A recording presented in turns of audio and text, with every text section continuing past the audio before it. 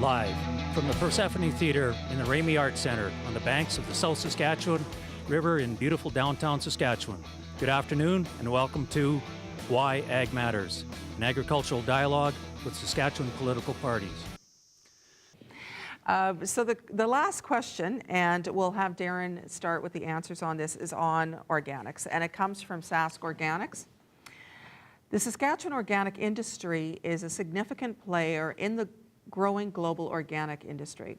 There are 842 certified organic primary producers in the province and 89 certified organic processors. There's over 1 million field crop acres, over 900,000 pasture and forage acres, and over 1,700 fruit and vegetable acres, all certified organic in the province. The demand for organic grains significantly exceeds the supply, resulting in a very buoyant price for most categories of cereals, pulses, and oilseeds. Given the great opportunity currently available in Saskatchewan's organic industry, what will your party do to assist the development of the organic sector in the province if you're elected to government on April 4th? Well, like I said, is that we're not going to be the government, we'll be the opposition. So at the end of the day, what we're prepared to do is to fight to allow for open markets on a global, so we can get our produce and we can get our commodities to a global market. As this question's pointed out, there is a great supply. What we need is purchasers. Unlike members on the panel, consultation is huge. If you do not consult with your federal government through a First Minister meetings and go on global trade missions to China and to India and to all these other places that we can put our produce on a global stage and be able to market it, we're limiting our own growth as a province. So you have to be able to work with all three levels of government, from your First Nations governments to your provincial governments and your federal governments, because it's important that federal funding that can come in for the infrastructure to put in rail lines to Port of Churchill can be put in place to get our products to Tidewater. Thank you very much, Darren. Over to Rick for your 1-minute answer. Well, I know from being a registered seed grower most of my life that you need a good regulatory regime in which to conduct your business. And I've had a lot of people in the organic business say to me, you know, we have too many different regulatory regimes in North America and Europe, and depending on which one you fit into is, you know. The other thing is that the guarantees that they used to have on getting paid when the single desk was in place aren't in place anymore.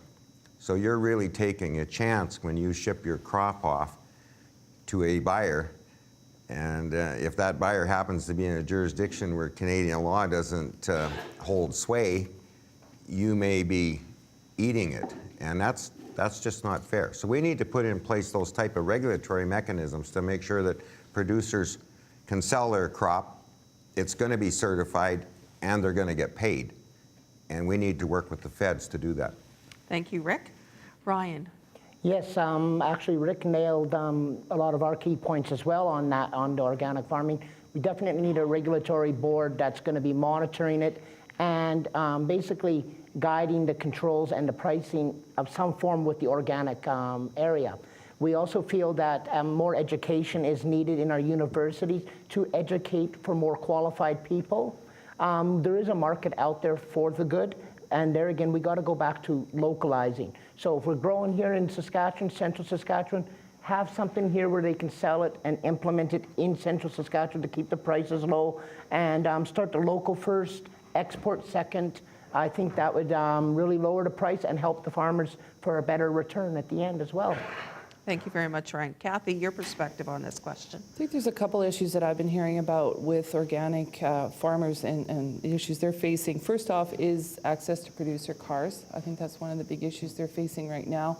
With these 100-unit trains that the main railway lines insist on, it's very difficult for these farmers to actually transport their wheat. I think we have a number of commitments in our platform that, you know, one of them is we will review the allocation of producer cars to ensure short lines are properly served and develop a long-term plan for a renewal of the producer car fleet. And we haven't heard anything about that.